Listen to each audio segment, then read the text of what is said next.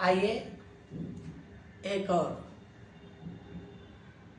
छोटी छोटी कड़ियों में जीवन के सार को समझते हुए चलें।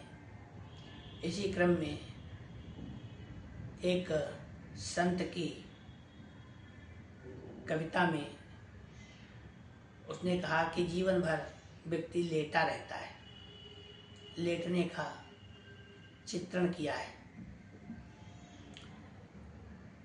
गर्भ में लेटे अरु लेटे मही, जननी संग लेट के बाल कहाए। अजवान भये युवती संग लेटे, अरु लेटत लेटत उमर गंवाए। पर क्षीर समुद्र के लेटन हारे को, ध्यान कबहु मन में नहीं लाए।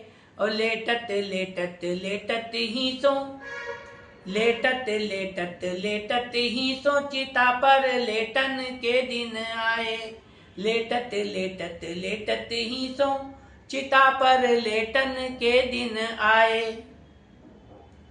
गर्भ में लेटे और लेटे मही, पहले तो माता के गर्भ में लेटे, फिर मही यानी जन्म हुआ तो पृथ्वी पे लेटे।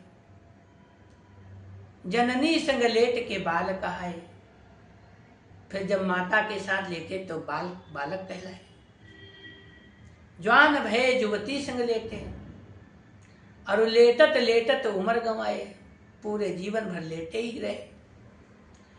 पर क्षीर समुद्र के लेटन हारे को, जो क्षीर समुद्र में लेटा हुआ है, शांताकारम भुजग शयनम पद्मनाभम सुरेशम, विश्वाधारम गगन सदसम मेघ वर्णम शुभांगम, लक्ष्मीकांतम कमल नयनम योग विरध्यान गम्यम, वंदे विष्णु भवभयहरम सर्वलोकैकनाथम।